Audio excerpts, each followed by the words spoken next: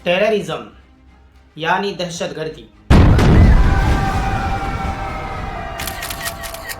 एक ऐसा लफ्ज़ जिसे सुनते ही आजकल बहुत से लोगों के जहन में इमीडिएटली इस्लाम और मुसलमान आ जाते हैं।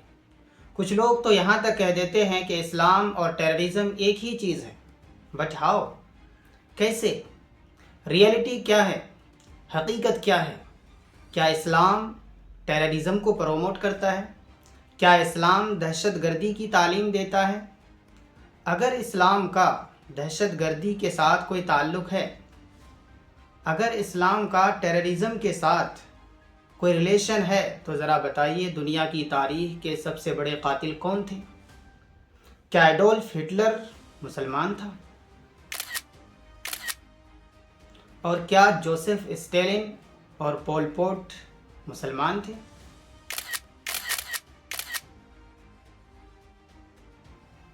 और अगर इस्लाम का दहशत गर्दी के साथ कोई ताल्लुक़ नहीं है, तो फिर क्यों बार बार इस्लाम को टेररिस्ट ऑर्गेनाइजेशंस के साथ कनेक्ट किया जाता है? क्यों इस्लाम को बार बार दहशत गर्द के साथ जोड़ा जाता है?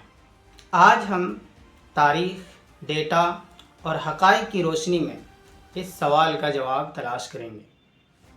आज की दौर में इस्लाम और मुसलमानों को बदनाम करने की साजिशें करना और ये कहना कि जितने भी टेररिस्ट ऑर्गेनाइजेशंस हैं वो सब मुसलमान ही हैं, जितने भी टेररिस्ट पकड़े जाते हैं वो सारे मुसलमान ही होते हैं। क्यों? इसलिए कि इस्लाम और कुरान दहशत गर्दी की तालीम देता है।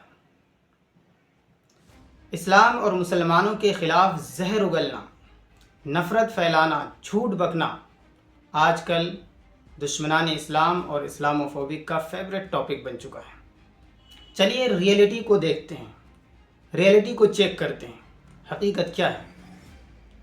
अगर आप दुनिया की मुल्कों के बैंडेड ऑर्गेनाइजेशंस की लिस्ट को देखेंगे तो आपको मालूम हो जाएगा कि कितने ही ऐसे टेररिस्ट ग्रुप्स हैं जिनका दूर दूर तक इस्लाम और मुसलमानों से कोई ताल्लुक़ नहीं है। मिसाल के तौर पर आप खुद ही गूगल पर सर्च करिए banned list of terrorist organisations in India, तो आपके सामने Indian ministry of home affairs की ये ऑफिशियल वेबसाइट खुलकर आ जाएगी। आप इसमें खुद देखिए, ये पूरी लिस्ट को आप देख सकते हैं कि इसमें ज़्यादातर ऐसे टेररिस्ट ग्रुप्स के नाम है जिनका इस्लाम से दूर दूर तक कोई ताल्लुक़ नहीं। मिसाल के तौर पर इसमें नंबर 1 पर है बब्बर खालसा इंटरनेशनल, खालिस्तान जिंदाबाद force, Khalistan commando force, international Sikh youth federation. अब ज़रा बताइए, इस लिस्ट को पढ़ने के बाद भी, देखने के बाद भी अगर कोई ये कहता है कि सारे टेररिस्ट मुसलमान ही होते हैं, तो अब आप ही बताइए कि ऐसे लोगों के अक़ल को क्या नाम दिया जाए। चलिए आगे बढ़ते हैं, ज़रा तारीख़ के पन्नों को देखते हैं, हिस्ट्री के पन्नों को खंगालते हैं।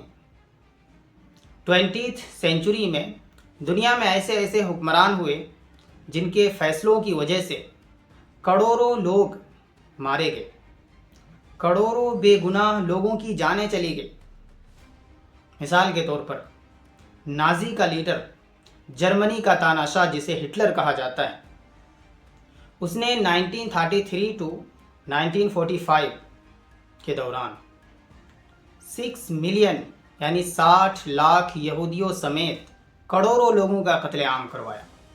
फिर 1924 टू 1953 यूएसएसआर का डिक्टेटर तानाशाह जोसेफ स्टेलिन, जिसके फैसलों की वजह से, जिसकी तानाशाही की वजह से 2 से 2.5 करोड़ लोगों ने अपनी जान गंवा दी। कंबोडिया का डिक्टेटर पोल पोट, जिसने सिर्फ 4 साल की दौरे हुकूमत में 15 से 20 लाख लोगों का कत्लेआम करवाया। अगर अपने ही मुल्क की बात करें, 30 जनवरी 1948 महात्मा गांधी का मर्डर करने वाला नाथूराम गोडसे कौन था? 31 اکتوبر 1984 sitting prime minister of India Indira Gandhi کو گولیاں مار کر ہتیا کرنے والے بین سنگھ اور بلونت سنگھ کون تھے؟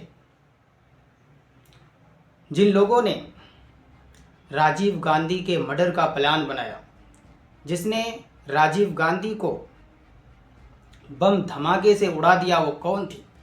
کیا ان میں سے کوئی مسلمان تھے؟ ان میں سے کوئی بھی مسلمان نہیں تھا۔